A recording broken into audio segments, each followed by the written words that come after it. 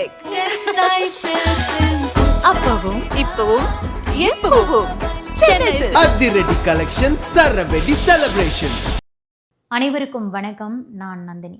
பாதுகாப்பு துறையை பொறுத்த வரைக்கும் அங்கிருந்து ஒரு டேட்டா லீக் ஆகுது அப்படின்னா அது ஆயிரக்கணக்கான மிசைல்ஸை விட அதிக சேதத்தை ஏற்படுத்திடும்.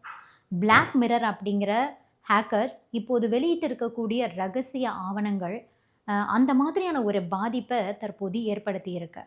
அவங்க ஒன்றும் புதிய தகவலை வெளிப்படுத்தவில்லை அப்படின்னாலும் கூட ரொம்ப காலமாகவே சொல்லப்பட்டுக்கிட்டு இருந்த ஒரு புகாரை உறுதி பண்ணியிருக்காங்க. அது பற்றி தான் நம்ம இப்போ விரிவாக பார்க்க போகிறோம். இந்தியாவுக்கும் ரஷ்யாவுக்கும் இடையே பல காலமாகவே நல்ல உறவு இருந்துகிட்டு இருக்கு. இந்திய இராணுவத்தில் கணிசமான ஆயுதங்களும் பாதுகாப்பு அமைப்புகளையும் நாம் ரஷ்யா கிட்ட இருந்து வாங்கி தான் பயன்படுத்திக்கிட்டு இருக்கிறோம். இந்த சூழலில் தான் பிளாக் மிரர் அப்படிங்கிற ஹேக்கர்ஸ் சில ரகசிய ஆவணங்களை வெளியிட்டிருக்காங்க. அது நம்ம இந்தியன் நேவி வட்டாரத்தில் நீண்ட காலமாகவே ரொம்ப ஒரு சீக்ரெட்டாக வைக்கப்பட்டுக்கிட்டு இருந்த பேசப்பட்டு வந்த ஒரு விஷயத்தை தான் உறுதிப்படுத்தியிருக்கு. அந்த விஷயம் அனைவருக்குமே ஷாக்கை கொடுத்துருக்கு. அதாவது ரஷ்யா நமக்கு தரமில்லாத பொருட்களை விற்றுருக்காங்க. அதெல்லாமே ரிப்பேர் ஆனது அப்படின்னு தெரிஞ்சும் கூட அதையும் சீக்கிரமாக சரி பண்ணி தருவாங்க அப்படின்னு நாம் இன்னுமே நம்பிக்கிட்டு தான் இருக்கிறோமா. டிஃபென்ஸ் செக்யூரிட்டி ஏஷியா அப்படிங்கிற ஆன்லைன் பாதுகாப்பு தளம் சமீபத்தில் இது தொடர்பான ஒரு கட்டுரையை வெளியிட்டிருந்தாங்க. அதில் தான் இந்த மோசடி வெளியாகி இருக்கு. இந்தியாவோட மிக் 29K ஜெட்களில் ஜூக் ME ரேடார் அப்படிங்கிற ரேடார் பொருத்தப்பட்டிருக்கு. இது INS விக்ரமாதித்யா, INS விக்ராந்த் மாதிரியான விமானம் தாங்கி கப்பல்களுக்கு பாதுகாப்பு கொடுக்கறதுக்காகத்தான் பொருத்தப்பட்டிருக்கு.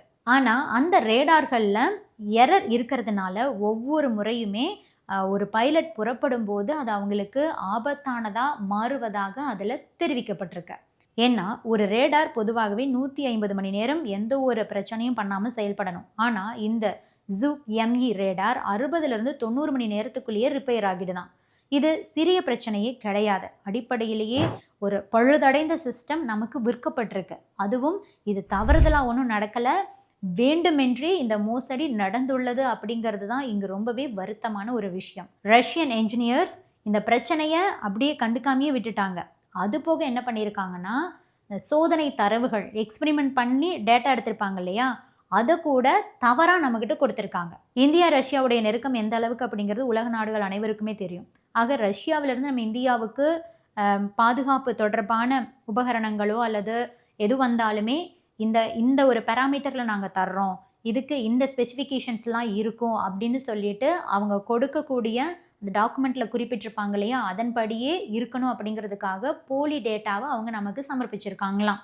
அதுபோக அரசியல் ரீதியாகவும் எந்த ஒரு பதற்றமும் இருக்கக்கூடாது அப்படிங்கிறதுக்காகவே ரேடார் டேட்டாவை மாற்றி ரஷ்ய என்ஜினியர்ஸ் நமக்கு கொடுத்துருக்காங்க அப்படிங்கிறத அவங்களே ஒப்புக்கொண்டிருக்கிறதா அந்த சைட்டில் குறிப்பிடப்பட்டிருக்கு. ஆக அந்த சைட்டில் சொல்லப்பட்டிருக்கிற அந்த விஷயம் அப்படிங்கிறது உண்மையாக இருந்ததுன்னா நம்ம இந்திய கடற்படைக்கு மோசமான விளைவுகள் அது ஏற்படுத்துவதாக கண்டிப்பாக இருக்கும். ஏன்னா ஒரு போர் விமானத்தோட ரேடார் அப்படிங்கிறது வெறுமனே ஒரு எக்யூப்மெண்ட் மட்டும் கிடையாது. அதுதான் முக்கியமான விஷயமே. ஒரு ஜெட் விமானம் போருக்கு தயாராக இருக்குதா இல்லையா அப்படிங்கிறத அதில் இருக்கக்கூடிய ரேடார் எக்யூப்மெண்ட்ஸை வச்சு தான் முடிவே பண்ணுவாங்க.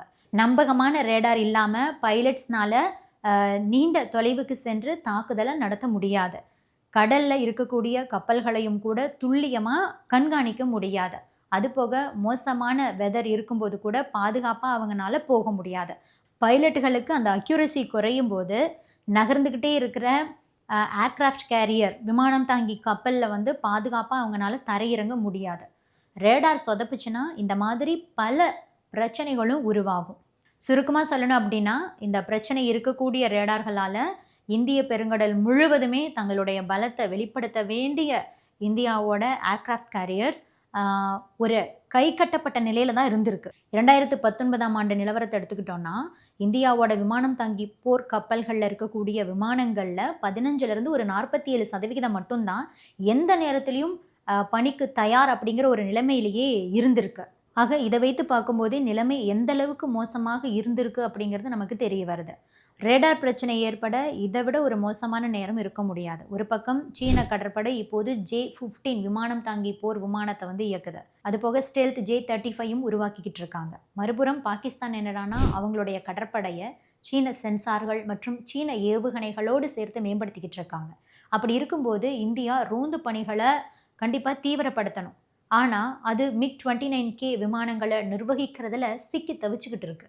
இந்தியாவோட CIA அமைப்பு 2016ஆம் ஆண்டிலேயே MiG-29K திட்டத்தில் ஏற்பட்ட கடுமையான சிக்கல்களை வெளிக்கொண்டு வந்திருக்காங்க. கிட்டத்தட்ட 10,000 கோடி ரூபாய் அளவுக்கு தவறு ஏற்பட்டிருக்கு அப்படின்னும் CIA சுட்டி காட்டுறாங்க.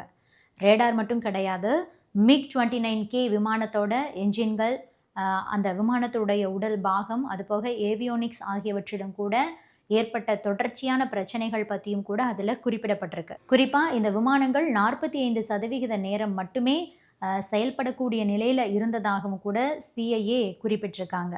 இருந்தாலும் ரஷ்யாவுடைய ரெஸ்பான்ஸ் இதில் திருப்திகரமாகவும் இல்லை. அரமனசோட சில அப்டேட்ஸை மட்டும் அவங்க பண்ணி கொடுத்துருக்காங்க, அதுவும் ரொம்ப மெதுவாக. இந்த அப்டேட்டுகள் பிரச்சனையை சரி செய்யவே இல்லை. இந்தியாவுக்கு வழங்கப்பட்ட 62 ரேடார்ஸில் 2017-18 காலகட்டத்தில் 3 ரேடார்களுக்கு மட்டும்தான் சில அப்டேட்கள் ரஷ்யாவால் கொடுக்கப்பட்டது. ஆனாலும் அதிக ஈரப்பதம் இருக்கக்கூடிய கடல் சூழ்நிலைகளில் சிக்னல் இழப்பு அப்படிங்கிறது தொடர்ந்து இருந்துக்கிட்டே தான் இருக்குது. இந்த பிரச்சனைகளால் இந்தியா மாற்று வழிகளை நோக்கி போக ஆரம்பிச்சிட்டாங்க. ஒரு பக்கம் ரஃபேல் விமானங்களை கொள்முதல் செய்யறதுக்கும் நம்ம இந்தியா ஆரம்பிச்சிருச்சு.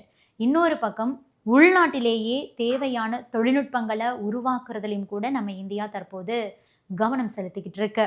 இது பற்றி நீங்க என்ன நினைக்கிறீங்க? உங்களுடைய கருத்துக்களையும் பதிவு பண்ணுங்க.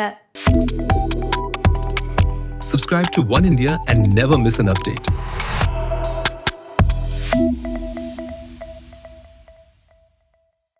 Music.